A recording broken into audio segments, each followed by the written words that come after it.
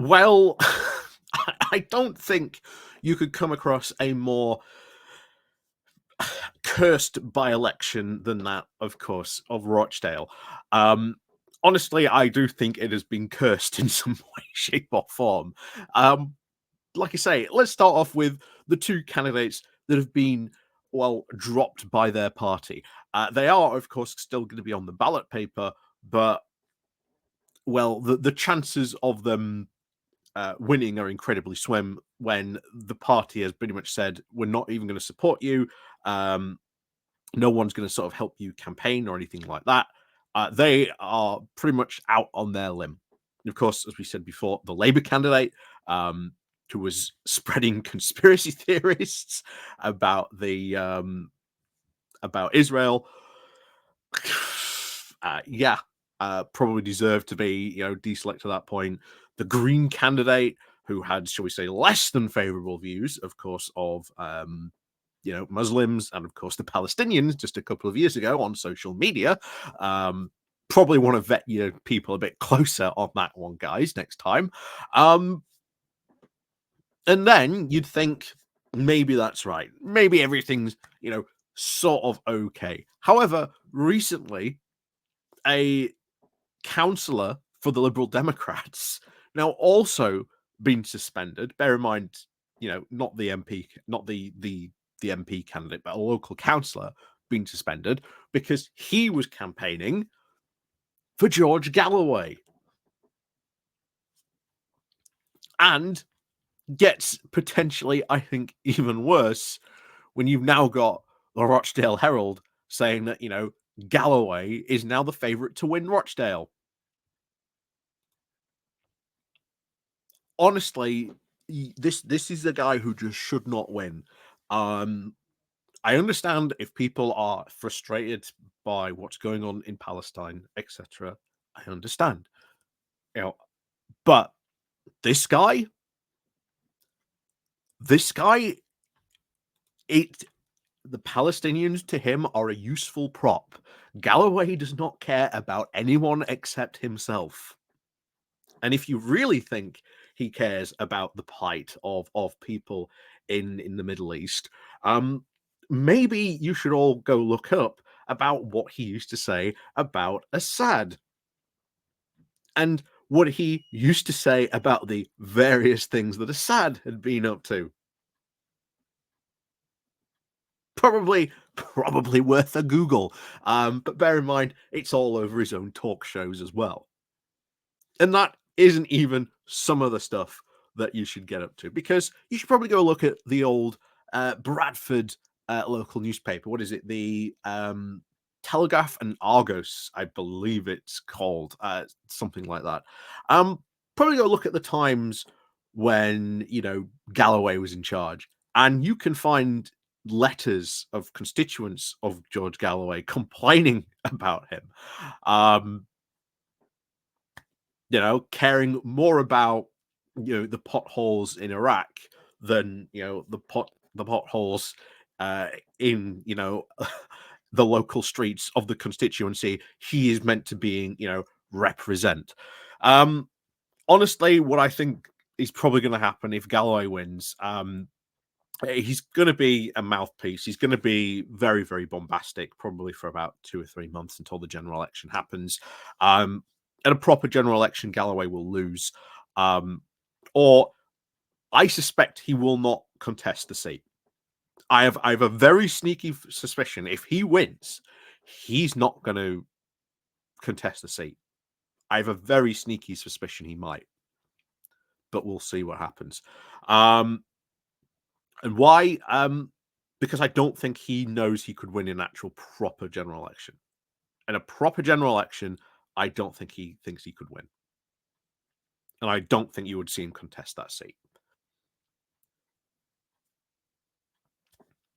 So that's where currently Rochdale stands on somewhat again who run over a black cat in Rochdale that caused this whole cursed situation. I don't really know. But yeah, that's the situation at the moment. And also I want to go back to the Rochdale Herald. Sorry, Rochdale News, shall we say. going over this. Because even they went over a history of, um, George Galloway. Um, where it says, Galloway too is not without his own controversies, including allegations of anti-Semitism, accusations of defending Saddam Hussein, and being an apologist for Putin in the war in Ukraine, which he absolutely is. Oh, he has no problem defending what Putin's doing in Ukraine. He was also briefly suspended as an MP following inquiry into a charity that he set up in 2007. Galloway was suspended for 18 days after the House of Commons Standards and Privilege Committee criticised him over the transparency of his charity, the Mariam Appeal. The Mariam Appeal was a fund set up by Galloway in 1998 to raise money for a 4-year-old Iraqi girl with leukemia, but it became a political vehicle for demanding and lifting sanctions on Iraq. According to The Guardian, the suspension was recommended after a very lengthy investigation into the now defunct charity. It reported he failed to register an interest for the excessive use of taxpayer-funded facilities for the Mariam Appeal and recommended his suspension for failing to supervise the funding from Saddam Hussein's former regime and for failing to provide evidence to the inquiry itself. The inquiry was launched back in 2003, but was suspended for over 2 years during Galloway's successful libel action against the Daily Telegraph, which had alleged that he was in the pay of Saddam Hussein. He was also awarded £150,000 for damages after the High Court ruled the Telegraph had defamed him. In 2005, Galloway also strongly denied allegations by the US Senate in connections with the United States Oil for Food program after claims he profited from illicit oil deals with Saddam Hussein. Former MP Galloway then also lost his parliamentary seat in 2015 over the issue of Palestine, of which he is a prominent supporter. Is standing for the Workers' Party of Britain, which he's, of course, their leader. He's been very vocal about Labour's failure and call for immediate ceasefire in Gaza, and he's understood to have focused his election campaign predominantly in the Muslim areas of Rochdale. A minor party, the Workers' Party of Britain, was formed to, quote, defend the achievements of the USSR, China, Cuba, etc.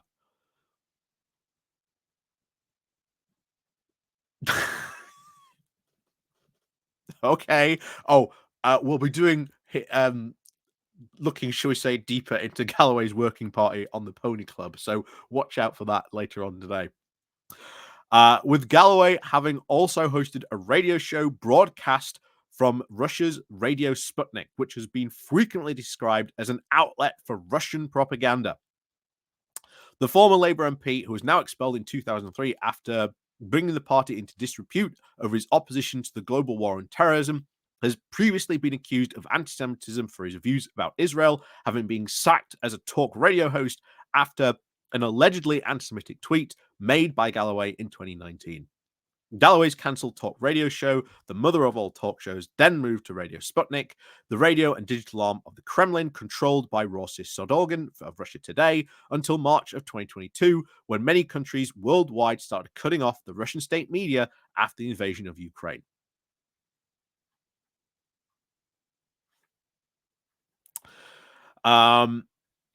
So yeah, it just goes on and on and on. The idea that you would want this guy to sort of represent you,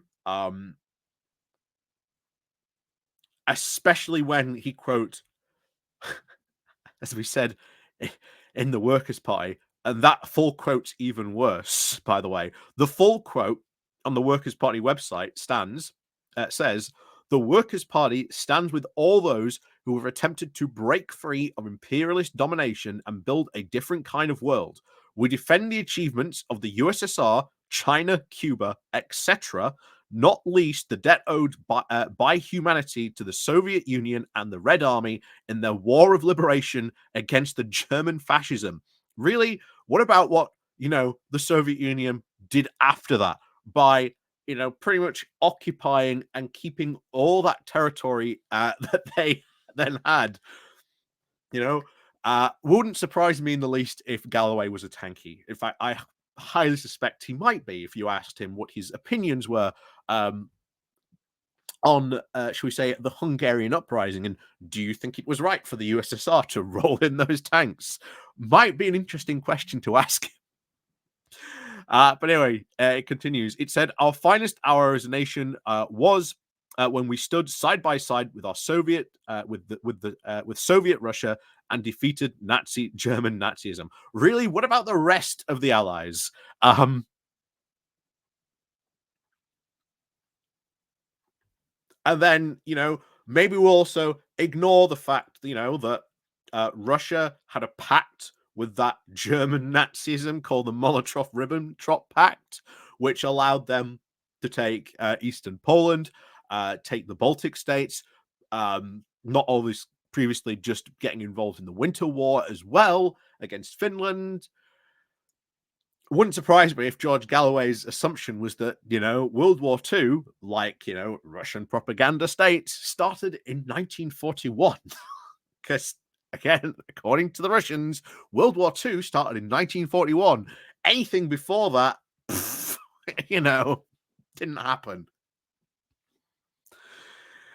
Oh, anyway, it also finishes off with this. "We categorically reject the attempt by the ruling class, its paid agents, and the EU imperialist bloc to rewrite history so as to equate the Soviet Union with the Hitlerite Germany." But you are once again ignoring the history of everything Stalin did. Okay, but yeah, at this point, I can think we can safely say Galloway's a tanky. Yeah, if you do not think that oh, the Soviet Union is like this pure and you know bastion of entity, then it really wasn't. Then yeah, I think Galloway is definitely a tanky in this regard.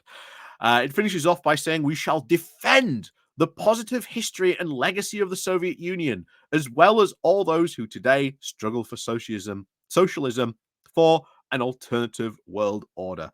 Um, hmm.